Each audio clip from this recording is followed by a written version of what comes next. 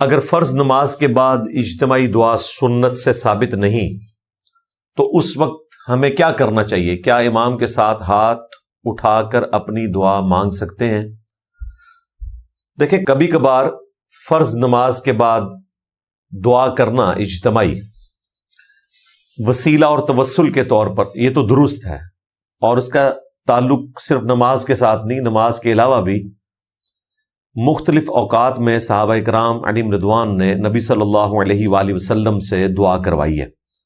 بڑی مشہور حدیث ہے بخاری اور مسلم میں کہ ایک دفعہ بارش نہیں ہو رہی تھی تو ایک صحابی جمعے کے خطبے کے دوران کھڑے ہوئے اور انہوں نے عرض کیا، اے اللہ کے رسول صلی اللہ علیہ وآلہ وسلم، اللہ کے حضور دعا کریں، ہماری زمینیں پیاسی ہیں اور جانور بھی خشک سالی کی وجہ سے بھوک کا شکار ہیں، اللہ کے حضور دعا کریں۔ تو آپ صلی اللہ علیہ وآلہ وسلم نے دعا فرمائی، اور صحابہ کرام کہتے ہیں کہ ہم جاتے وقت دھوپ میں گئے تھے لیکن واپسی پہ تیز بارش ہوئی، اور اتنی بارش ہوئی کہ پورا ہفتہ بارش ہوتی رہی، حتیٰ کہ اگلے جمعے وہی شخص دوبارہ کھڑا ہوا اور اس نے کہا، یا رسول اللہ، ہمارے تو گھر ٹپکنا شروع ہو گئے، آپ دعا کریں کہ صرف ہماری زمینوں کے اوپر بارش ہو اور گھروں پہ بارش نہ ہو۔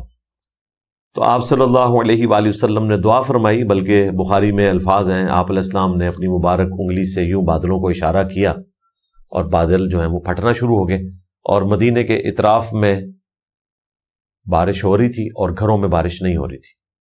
اس طرح کئی مواقع کے اوپر نبی علیہ السلام سے دعا کروائی گئی۔ یہی وہ چیز ہے بخاری اور مسلم میں جس کی طرف اس مشہور حدیث میں اشارہ ہے جو صحیح بخاری میں 1010 نمبر حدیث ہے۔ انس بن مالک کہتے ہیں کہ سیدنا عمر کے دور میں جب قحط سالی ہوتی تو حضرت عمر فاروق رضی اللہ تعالیٰ عنہ سیدنا عباس بن عبد المطلب کے وسیلے سے اللہ کے حضور دعا کرتے، اسے کہتے ہیں صحیح وسیلہ شخصی، اور دعا کرتے ہوئے کہتے ہیں، انا کننا نتوسل الیک بنبینا صلی اللہ علیہ وآلہ وسلم، اے اللہ پہلے پہل ہم تیرے نبی صلی اللہ علیہ وآلہ وسلم کے وسیلے سے تیری طرف متوجہ ہوتے تھے اور تو ان کی دعا کی برکت سے بارش نازل فرماتا تھا، اب ہم تیرے نبی کے چچا کو لے کر آئے ہیں صلی اللہ علیہ وآلہ وسلم ورضی اللہ عنہ، تو ان کی دعا کی برکت سے بارش نازل ہونا شروع ہو جاتی۔ اسے کہتے ہیں صحیح وسیلہ شخصی۔ تو اس قسم کی دعا کبھی کبھار کرانا یہ تو بالکل درست ہے۔ البتہ فرض نماز کے بعد اجتماعی دعا کو ایک پرماننٹلی دین کے حصے کے طور پر جاری کر دینا، تو اس میں ہمیں کہنے میں کوئی عار نہیں ہے، یہ دین میں ایک بدعت ہے جو داخل کی گئی ہے۔ البتہ فرض نماز کے بعد جو سنت اذکار ہیں جو ہم نے گرین کارڈ کے اوپر آلموسٹ 17 کے قریب سنت اذکار احادیث کی کتابوں سے جمع کیے ہیں، اکثر بخاری مسلم سے ہیں، چند ایک سنن ابی داؤد اور جامع ترمذی سے بھی ہیں۔ یہ جو سنت اذکار ہیں یہ تو آپ نے پڑھنے ہیں، اور ان اذکار کو آپ ہاتھ اٹھا کر بھی پڑھ سکتے ہیں انفرادی طور پر، اور بغیر ہاتھ اٹھائے بھی پڑھ سکتے ہیں۔ ہاتھ اٹھا کے دعا کرنا یہ دعا کا حصہ نہیں ہے۔ ہم جب سواری پہ سوار ہوتے ہیں تو جو قرآن پاک میں دعا آئی ہے، سبحان الذی سخر لنا ھذا وما کنا لہ مقرنین وانا الی ربنا لمنقلبون، تو یہ ہاتھ اٹھا کے دعا نہیں مانگ رہے ہوتے، ویسے ہی مانگ رہے ہوتے ہیں۔ اسی طریقے سے کھانا کھانے سے پہلے بسم اللہ الرحمن الرحیم، پھر مسجد میں داخل ہوتے ہوئے اللہم افتح لی ابواب ورحمتک، یہ صحیح مسلم میں رپورٹ ہوئی۔ اسی طریقے سے باہر نکلنے کی دعا، ٹوائلٹ جانے کی دعا، اللہم انی اعوذ بک من الخبث والخبائث، جو صحیح بخاری میں آئی۔ یہ ساری وہ دعائیں ہیں جو ہم بغیر ہاتھ اٹھائے کر رہے ہوتے ہیں، تو ہاتھ اٹھانا اس کا حصہ نہیں ہے، آپ زبانی دعائیں کریں۔ ہاں، ہاتھ اٹھا کر دعا کرنا یہ افضل عمل ہے۔ وہ حدیث ہے سنن نبی داؤد میں، اس کی صحت میں کلام ہے، لیکن جو المستدرک للحاکم میں روایت ہے وہ صحیح سند سے ہے کہ تمہارا رب سخی ہے اور حیا فرماتا ہے ایسے شخص سے کہ جو ہاتھ اٹھا کر دعا کرے کہ اسے محروم لوٹایا جائے. تو ہاتھ اٹھا کر دعا کرنا یہ عاجزی کی علامت ہے. آپ فرض نماز کے بعد بھی ہاتھ اٹھا کر دعا کر سکتے ہیں انڈیویجولی. یہ نہیں ہے کہ آپ نے امام کے ساتھ کوئی اجتماعی دعا کرنی ہے. فتنے سے بچنے کے لیے بسا اوقات اگر آپ امام کے ساتھ ہاتھ اٹھا لیتے ہیں لیکن آپ کی نیت ہے اپنے سنت اذکار کرنے کی تو ٹھیک ہے کریں، لیکن اس میں پھر آپ فرق یہ کریں کہ جب امام دعا ختم کر دے تو آپ اپنی دعا کو پھر بھی کنٹینیو رکھیں، تھوڑی دیر بعد اس کو ختم کریں تاکہ اس سے وہ الگ تصور ہو. اس ہیلے کے ذریعے جو ایک درست شرعی ہیلہ ہے، آپ مسجد انتظامیہ کے فتنے سے بھی بچ سکتے ہیں، امام مسجد کے فتنے سے بھی بچ سکتے ہیں. بعض جو نئے نئے کتاب و سنت کے راستے پر آتے ہیں تو بڑا جوش ہوتا ہے، جیسے ہی اجتماعی دعا شروع ہوتی ہے تو وہ پہلی سب سے اٹھ کے تو پیچھے آتے ہیں. تو ظاہر ہے پھر اگلا جمعہ خطیب صاحب کا کام ہے کہ آپ کے اوپر پڑھائے اور اپنی روح راضی کرے، اور اس میں مجھے بھی گالیاں نکالے. ظاہر ہے سارا سال ثواب تو میرے لیے ہوتا ہے، سارا فتنہ تو یہیں سے اٹھا ہے انورٹڈ کامز میں. تو فتنے سے بچنے کے لیے اور ایک ہارمنی کے لیے، اور یہ ہارمنی صرف اس لیے ہے کہ دعوت و تبلیغ کا راستہ بند نہ ہو. ہماری لائف سٹوریز میں کتنے لوگوں نے بتایا کہ ہم نے استاد جی کی یہ نصیحت پلے باندھی ہے کہ مسجد نہیں چھوڑنی، اس کی برکت سے 1 سے 2 ہوئے ہیں، 2 سے 4، 4 سے 8. اگر ہم مسجد چھوڑ کے بیٹھ جاتے تو یہ اسی طریقے سے گمراہی چلنی تھی. تو مسجد آپ نے نہیں چھوڑنی، اور آپ نے سسٹم میں فٹ ہونا ہے، اور اس میں کوئی ایسا عمل بھی نہیں کرنا جو خلاف سنت ہو. تو آپ اپنی دعا پیرلل میں جاری رکھیں، اور جب وہ دعا کر کے فارغ ہو جائیں آپ پھر بھی اپنی دعا کنٹینیو رکھیں. 25-30 سیکنڈ کے بعد آپ ہی اپنی دعا مکمل کریں. کوئی آپ کو تیکھی نظروں سے نہیں دیکھے گا کہ اس نے دعا لمبی کیوں کرتی ہے. ہاں، دعا نہ کرنے پر یا دعا سے پہلے اٹھ کے آنے پر یا دعا کے درمیان اٹھ کر آنے پر، یا اسی طریقے سے جو بریلوی حضرات کلمہ پڑھنا شروع کر دیتے ہیں اس دوران ایک پروٹیسٹ کے طور پر اٹھنا، یہ فتنہ کھڑے کرنے والی بات ہے. آپ اپنے اذکار کریں، اور ہاتھ اٹھا کر بھی اذکار کرنا جنرل جو حدیث ہے حاکم کی جو میں نے بیان کی اس کے تحت بالکل درست ہے. اب ہاتھ اٹھانے کے 3 طریقے رپورٹ ہوئے ہیں صحیح بخاری میں، سنن ابی داؤد میں. آپ سینے کی سیدھ میں بھی ہاتھوں کو اٹھا سکتے ہیں، کندھے کی سیدھ میں بھی اٹھا سکتے ہیں، چہرے کی سیدھ میں بھی اٹھا سکتے ہیں، اور اتنے اونچے بھی اٹھا سکتے ہیں کہ بغلوں کی سفیدی ظاہر ہو جائے. کیونکہ نبی علیہ السلام کا عمومی لباس جو ہے وہ کرتا اور تہمت تھا، یا چادر اور تہمت. اگر آپ نے کرتا نہ پہنا ہو، چادر لی بھی ہو جس طرح احرام کی حالت میں ہوتی ہے، یہ نبی علیہ السلام کا عمومی لباس بھی تھا. وہ ابو داؤد ترمذی میں آتا ہے نا کہ نبی علیہ السلام کو ایک صحابی نے اس حال میں دیکھا کہ 2 سبز چادریں آپ نے اوڑھی ہوئی تھیں، ایک تہمت اور ایک اوپر چادر. وہ احرام نہیں، عام حالت میں بھی آپ علیہ السلام چادر اور تہمت استعمال کرتے تھے. جب آپ نے اوپر چادر لی ہوئی ہے اور آپ یوں ہاتھ بلند کریں گے تو یہ بغلوں کی سفیدی خود بخود ظاہر ہو جائے گی، کرتے میں تو ظاہر نہیں ہوتی. اچھا، ہاتھ یوں جوڑ کر دعا کرنا بھی درست ہے، الگ کر کے بھی درست ہے. اصل چیز یہ ہے کہ ہاتھ اٹھانا اور ان کی ہتھیلیوں کو قبلہ رخ رکھنے کی بجائے آسمان کے رخ کرنا. چہرہ تو آپ کا قبلہ رخ ہوگا دعا کے لیے، لیکن ہتھیلیاں جو ہیں وہ یوں کر کے رفع الیدین کی طرح قبلہ رخ نہیں ہوں گی، بلکہ دعا کا قبلہ آسمان ہے. تو آپ نے آسمان کی طرف نگاہیں تو نہیں اٹھانی، لیکن دعا میں اپنے ہاتھوں کی ہتھیلیاں آسمان کی طرف رکھنی ہے. یوں کر کے دعا کرنا، یوں ہاتھ بند کر کے چلے، دعا کے دوران اگر کوئی تھوڑی دیر کے لیے ایسی ایکٹیویٹی ہو جاتی ہے وہ ایک الگ بات ہے. ادروائز ہتھیلیاں آسمان کے رخ ہونی چاہیے، چاہے ایسے دعا کریں، چاہے یوں کریں، چاہے ایسے کریں. اور اس کے بعد چہرے پر ہاتھ پھیرنا یہ بھی سنت ہے. سنن ابی داؤد میں جو روایت ہے اس کی سند پہ کلام ہے، لیکن صحیح بخاری کی سند کے اوپر امام بخاری کی الگ سے ایک کتاب ہے الادب المفرد، جس میں آداب کے اوپر احادیث جمع کی گئی ہیں. اس میں یہ روایت موجود ہے کہ عبداللہ ابن زبیر اور عبداللہ ابن عمر رضی اللہ عنہما وہ دونوں حضرات دعا کے بعد اپنے چہرے پر ہاتھ پھیرا کرتے تھے. اس پہ عملی تواتر بھی ہے، اجماع امت بھی ہے. آج کل کے چند سلفی اسکالرز نے یہ فتنہ کھڑا کیا کہ جی چہرے پہ ہاتھ پھیرنا یہ بدعت ہے، ثابت نہیں ہے. حالانکہ حدیثیں موجود ہیں، ابو داؤد کے اندر ہے، اس کی صحت میں کلام ہے، لیکن ایک روایت آئی ہوئی ہے، اس کی کوئی نہ کوئی اصل تھی اور وہ اصل مل گئی. نہ ملتی تو چلے کوئی بات کر سکتا تھا. اور اس سے بڑی دلیل اجماع امت ہے. نسل در نسل مسلمانوں نے یہ ٹرانسفر کیا کہ وہ دعا کے بعد چہرے پہ ہاتھ پھیرتے ہیں. اس کے لیے تو حدیث ہونا بھی ضروری نہیں ہے، حدیث بھی مل گئی الادب المفرد امام بخاری کی کتاب میں، اور اس کی سند بھی صحیح بخاری کی سند پہ ہے. اس کے باوجود لوگ ضد پہ اڑے ہوئے ہیں.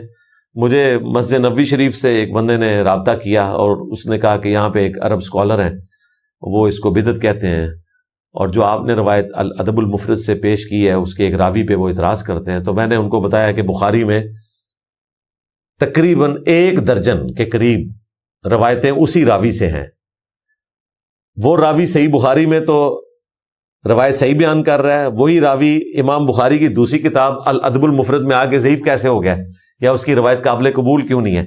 خیر جب انہوں نے وہ پھکی دی تو وہ عالم صاحب پوچھتے ہیں کہ جی یہ آپ کو کس نے بتایا ہے، بجائے اس کے کہ بات کو مانتے ہیں. انہوں نے کہا جی وہ ادھر سے خبر آئی ہے جہاں سے پوری دنیا میں خبریں پہنچتی ہیں. یعنی دین تو مکے مدینے سے نکلا تھا، لیکن اب مکے مدینے والوں کو بھی اجمیوں نے بتانا ہے، اور اجمیوں نے ایسا بتایا کہ امام بخاری امام مسلم اجمی ہے. عرب کے چینل کے اوپر اذان اور اقامت کے وقفے میں حدیثیں بخاری مسلم کی بیان ہو رہی ہوتی ہیں. نہ امام بخاری عربی ہیں نہ امام مسلم. امام بخاری رشیا کے رہنے والے تھے، امام مسلم جو ہے وہ نیشاپور ایران کے رہنے والے تھے. آج بھی نیشاپور وہاں پہ علاقہ ہے. تو یہ دونوں بڑے امام یہ اجمی ہیں. باقی بھی امام ترمذی بھی افغانستان سے ہیں، امام ابو داؤد بھی افغانستان سے ہیں. تو میجورٹی لوگ یہ سارے اجمی ہیں جنہوں نے حدیث کی خدمت کی ہے. اور نبی اسلام کا جو یوم النحر کا خطبہ ہے بخاری مسلم میں، قربانی والے دن، اس میں یہ الفاظ تھے کہ جو یہاں موجود ہیں وہ اس پیغام کو ان لوگوں تک پہنچا دیں جو یہاں موجود نہیں. بعض اوقات جن لوگوں تک بات پہنچائی جا رہی ہوتی ہے وہ زیادہ یاد رکھنے والے ہوتے ہیں بنسبت ان کے جو بات پہنچا رہے ہوتے ہیں. تو محدثین اس حدیث کو بیان کر کے کہتے تھے صدق رسول اللہ صلی اللہ علیہ وآلہ وسلم، رسول اللہ نے سچ فرمایا تھا کہ دین نازل تو عرب میں ہوا، لیکن جب اجمیوں کے پاس پہنچا تو اجمی زیادہ یاد رکھنے والے تھے. حدیث کی ساری کتابیں اجمیوں نے لکھی ہیں، ایسا آن کیا ہے. اور آج بھی آپ دیکھ لیں، یہ پچھلے آلموسٹ 3-4 مہینے سے جو ایران اور امریکہ کی جنگ کا سلسلہ شروع ہوا، اب تو وقتی طور پہ ایک امن کا وقفہ آ گیا، تو اس میں عرب ملکوں کا جو کردار تھا اس سے متنفر ہو کر کسی دنیا کے مسلمان نے اسلام کو برا نہیں کہا. الٹا اجمی مسلمانوں نے اسلام کو ایسا آن کیا کہ عربیوں کو فارغ کر دیا. وہ تو اللہ کا شکر ہے محمد بن سلمان کو سمجھ آئی، اور اس کے پیچھے اب UAE والوں کو بھی کوئی عقل کے ناخن لینے کا موقع ملے گا، امید ہے انشاءاللہ. کویت والے تو سمجھ گئے، قطر والے بھی سمجھ گئے، لیکن یہ ساری آر دلائی ہے اجمی مسلمانوں نے جو ایران کے ساتھ کھڑے ہوئے اور انہوں نے کہا ہم اسلام کو آن کریں گے. یہ اسلام کوئی عربیوں کے لیے تو نہیں ہے. اور آج بھی دنیا میں 80% جو مسلمان ہیں وہ اجمی ہیں، ادر دین عرب، ان کو اجمی کہا جاتا ہے. 20% عربی ہیں، اور جیسے جیسے تعداد بڑھ رہی ہے تو اجمیوں کا پورشن بڑھتا چلا جا رہا ہے الحمدللہ. تو یہ فرض نماز کے بعد جو اذکار کا معاملہ ہے وہ آپ ہاتھ اٹھا کے بھی کر سکتے ہیں اور بغیر ہاتھ اٹھائے بھی، لیکن فتنے سے بچنے کے لیے جہاں اجتماعی دعائیں ہوتی ہیں تو آپ شامل ہوں، لیکن وہ شامل اس اعتبار سے کہ آپ انفرادی دعا کر رہے ہیں، تھوڑی دیر بعد اسے مکمل کریں. باقی یہ سنت اذکار جو ہیں صبح شام کے فرض نماز کے بعد کے کارڈز جو ہیں وہ آپ ہماری اکیڈمی میں رابطہ کر کے ہارڈ کاپیز بالکل فری منگوا سکتے ہیں. صرف ڈاک کا آپ نے خرچہ دینا ہے. سارے ریسرچ پیپر بھی آپ کے گھر فری آ جائیں گے. واٹس ایپ پہ بھی رابطہ کریں 032159000162. کربلا والا ریسرچ پیپر، مزید 8 ریسرچ پیپرز، ٹوٹل 9، 3 اذکار کارڈ یہ بالکل آپ کے گھر فری آئیں گے. صرف 500 روپے آپ نے خرچہ دینا ہے ڈاک کا آج کی ڈیٹ میں، یعنی کہ 28 جون 2026 بمطابق 12 محرم الحرام 1448 ہجری. اور یہ ریٹ آلموسٹ پچھلے 5-6 سال سے کانسٹنٹ ہے. اس دوران ڈاک کے ریٹس بڑھے ہیں لیکن ہم نے اس کو اکوموڈیٹ کیا ہے کیونکہ پیٹرول پرائسز کی وجہ سے ڈاک کے ریٹ بڑھ جاتے ہیں، لیکن اس کو ہم نے فکس کیا ہوا ہے. اللہ کا شکر ہے، اس کو مینج کر رہے ہیں. تو یہ اذکار کارڈ منگوائیں، یہ سارے اذکار کریں. اور اذکار کارڈ ایسی چیز ہے جو آپ کسی فرقے کے مسلمان کو بھی دے سکتے ہیں، اس سے کوئی اختلاف نہیں پھیلتا. اس میں احادیث کے نمبر لکھے ہوئے ہیں، اذکار لکھے ہوئے ہیں. یہ کوئی رفع الیدین کی طرح ایسا مسئلہ نہیں جس کے اوپر کوئی سیکھ پا ہو. اذکار تو سب نے کرنے ہیں، کچھ تو کر رہے ہیں نا. اللہم انت السلام ومنک السلام، یہ والی دعا صحیح مسلم کی، یہ تو عموماً ائمہ حضرات بھی پڑھ رہے ہوتے ہیں. اب تو میں نے دیکھا ہے بریلویوں کی مسجد میں بھی فرض نماز کے فوراً بعد اللہ اکبر استغفر اللہ استغفر اللہ استغفر اللہ یہ بھی شروع ہو گئی ہے. جو یہ بخاری میں نبی الاسلام کی سنت رپورٹ ہوئی ہے، مسلم میں بھی آپ فرض نماز کے فوراً بعد تکبیر کہا کرتے تھے اللہ اکبر. اور مسلم شریف میں آیا کہ 3 دفعہ آہستہ آواز سے پڑھتے تھے استغفر اللہ استغفر اللہ استغفر اللہ اللہم انت السلام ومنک السلام تبارکت یا ذا الجلال والاکرام. اور مسلم شریف میں ہماری ماں سیدہ عائشہ کے الفاظ ہیں، آپ صلی اللہ علیہ وآلہ وسلم قبلہ رخ سے اس وقت تک پیچھے نہیں ہٹتے تھے، یعنی اپنا رخ انور نہیں پھیرتے تھے جب تک کہ آپ صلی اللہ علیہ وآلہ وسلم یہ دعا نہیں پڑھ لیتے تھے. یعنی 3 دفعہ استغفر اللہ اور 1 دفعہ اللہم انت السلام ومنک السلام تبارکت یا ذا الجلال والاکرام.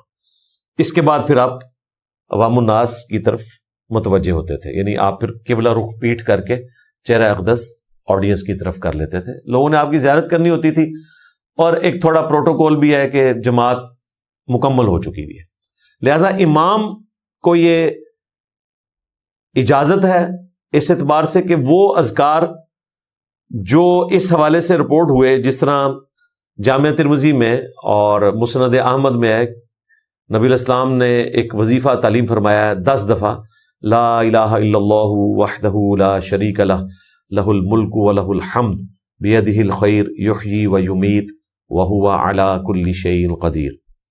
یہ آپ نے اپنے پاؤں بدلنے سے پہلے پڑھنا ہے. تو اس کی جو شرح ہے 2 طریقے سے کی گئی. جو اسٹرکٹ ہیں محدثین وہ یہ کہتے ہیں کہ پاؤں آپ نے نہیں بدلنے، مراد یہ کہ آپ تشہد کی حالت میں ہی 10 دفعہ یہ ذکر کریں گے فجر اور مغرب کے بعد. دوسرے محدثین کہتے ہیں کہ پاؤں نہیں بدلنے سے مراد یہ ہے کہ جس جگہ آپ نے نماز پڑھی ہے نا، اس جگہ سے اٹھے بغیر اسی جگہ پہ آپ نے پڑھنا ہے، چاہے آپ اپنا رخ یا پاؤں سیدھے کر لیں، آلتی پالتی مار کے بیٹھ لیں، لیکن اسی مصلے پہ پڑھیں. یہ مراد ہے. میرے خیال ہے دونوں تعبیرات درست ہیں. ایٹ لیسٹ جو امامت پہ فائز ہے وہ ایک پلی لے سکتا ہے کہ وہ قبلہ رخ سے اپنا رخ آڈینس کی طرف کر کے اس ذکر کو پڑھ لے. اگر وہ بھی اس طرح ہی پڑھنا چاہتا ہے وہ بھی ٹھیک ہے، لیکن اس میں وہ والا معاملہ نہیں. اور بخاری مسلم میں حدیث ہے، نبی اسلام نے فرمایا کہ جب کوئی مسلمان نماز پڑھنے کے بعد اسی جگہ مصلی پر بیٹھا رہتا ہے، کوئی ذکر کرے یا نہ کرے، فرشتے اس کے لیے مسلسل دعا کرتے رہتے ہیں کہ اللہ اس پہ رحم فرما. اور اس وقت تک یہ دعائیں اس کے لیے جاری رہتی ہیں جب تک کہ اس کا وضو ٹوٹ نہ جائے یا وہ اس جگہ سے اٹھ نہ جائے. یہ حدیث میں نے گرین کارڈ کے سٹارٹ میں ڈالی ہے، یہ بتانے کے لیے کہ کوشش کریں کہ آپ اذکار اسی جگہ بیٹھ کے کریں. لیکن اگر آپ اللہم انت السلام ومنک السلام والا وظیفہ کر چکے میں، آیت الکرسی آپ نے پڑھ لی ہے، آخری 3 کل پڑھ لی ہیں، کوشش کریں کہ اس کو پڑھے بغیر تو آپ اٹھے ہی نہ. اس کے بعد آپ دعائیں اگر مصلی سے اٹھ کر بھی کرتے ہیں تو ان دعاؤں کا ثواب اپنی جگہ رہے گا، لیکن بہتر یہ کہ آپ اسی جگہ بیٹھ کے کریں تاکہ کسی اور کام میں مشغول نہ ہو. تسبیحات فاطمہ ہیں، وہ بھی بخاری مسلم میں رپورٹ ہوئی. تو یہ اذکار کارڈ آپ ہارڈ کاپی بھی منگوا سکتے ہیں، اور اس کی ایپس بھی بنی ہوئی ہیں، اور ہماری ویب سائٹ ahlsunnatpak.com کے اوپر PDF بھی اس کا پروفیشنل رکھا ہوا ہے، وہ آپ اپنے موبائل میں ڈاؤن لوڈ کریں. کچھ عرصہ آپ پڑھیں گے تو ویسے ہی آپ کو زبانی یاد ہو جائیں گے یہ اذکار. اور میں نے ان اذکار کارڈز کی جو پروف ریڈنگ ہے باقاعدہ بڑے علماء سے کروائی تھی، کیونکہ یہ ٹائپنگ خود کی تھی، کوئی غلطی اس میں نہ ہو، پلس ہم نے اس میں ترجمہ بھی ڈالا ہوا ہے تاکہ آپ کے اندر جذبہ پیدا ہو اس حوالے سے کہ آپ نے یہ اذکار کرنے ہیں، کیونکہ آپ کو ترجمہ پتا ہوگا، پھر دعاؤں کی اہمیت کا آپ کو اندازہ ہوگا۔ تو یہ دونوں کام کیے میں اذکار کارڈز کو آپ سیریس لیں، صبح شام کے سنت اذکار، فرض نماز کے بعد کے اذکار، اور جادو ٹونا وبائی امراض سے بچنے کی سنت اذکار۔ میں اس ٹاپک پہ اس لیے تفصیل سے بولا تاکہ ہم لوگوں میں تھوڑا سنت اذکار کے حوالے سے بھی شوق پیدا ہو، خصوصاً فرض نماز کے بعد۔ کوشش کریں کہ سارے اذکار نہیں تو چند کریٹیکل اذکار ضرور کریں، تکبیر، استغفر اللہ، اللہم انت السلام، آیت الکرسی، اور آخری 3 قل، اور اسی طریقے سے تسبیحات فاطمہ۔ یہ اذکار آپ کوشش کریں کہ ہر فرض نماز کے بعد کریں، باقی دعائیں بھی کر سکتے ہیں تو ضرور کریں۔ محرم الحرام میں کالے کپڑے